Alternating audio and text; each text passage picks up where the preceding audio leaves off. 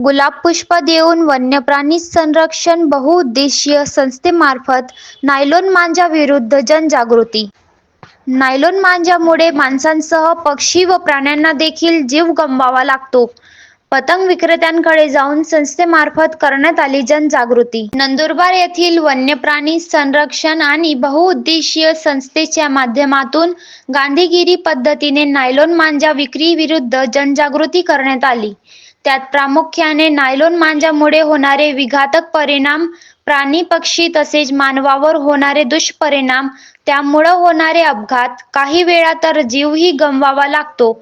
यासोबत पोलीस प्रशासन, नगरपालिका यांच्या माध्यमातून जर मांजा विक्री करताना आढळल्यास तुमच्यावर कठोर कार्यवाही होऊन शिक्षाही होऊ शकते.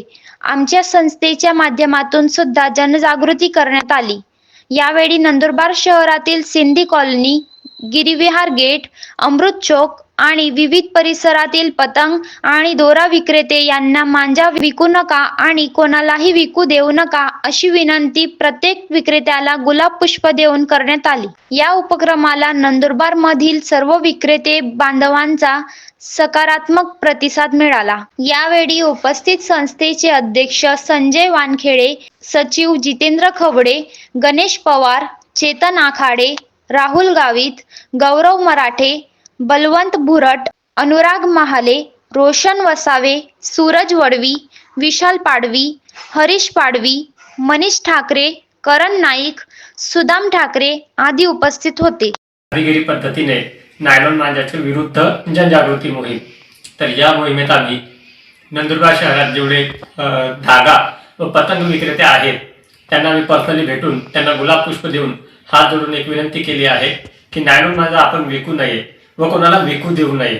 तसंच जर आपल्याकडे कोणी नायलॉन मांजा घेण्यासाठी आलेच तर त्यांना नायलॉन मांजाचे जे दुष्परिणाम आहेत ते समजावून सांगून त्यांचे जे मन आहे ते वळवण्याचा प्रयत्न करावा व त्यांच्या डोक्यात एक टाकावं की नायलॉन मांजापासून किती नुकसान होतात. नायलॉन मांजापासून बरेच काही नुकसान जे आहेत ते होत आहेत, जसे की पक्ष्यांचे मृत्यू होत आहेत, पक्षी जखमी होत आहेत, तसंच काही प्रमाणात माणसे देखील जखमी होत आहेत. आता गेल्या वर्षी एका 8 वर्षाचा मुलाचा मृत्यू झाला होता, हा सुद्धा नायलॉन मांजामुळेच झालेला होता. नायलॉन मांजा एक अशी वस्तू आहे की जी सहजासहजी तुटत नाही किंवा तिला जाळताही येत नाही, म्हणजे ती पूर्णपणे नष्ट होत नाही. तर तिच्यामुळे प्रकृतीला खूप धोका सुद्धा आहे, पर्यावरणाला धोका आहे. त्यासोबत जे पतंग आहेत प्लास्टिकच्या त्या सुद्धा पूर्णपणे नष्ट करता येत नाही, त्या सुद्धा त्याचा सुद्धा थर साचतच असतो, याच्याने सुद्धा पर्यावरणाला धोका आहे. त्यासोबत शासन प्रशासन तर आपल्या पद्धतीने प्रयत्न करतच आहेत की नायलॉन मांजाला पूर्णपणे कुठेतरी बंदी आणता यावी म्हणून.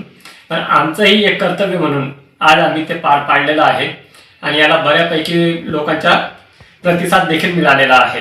धन्यवाद.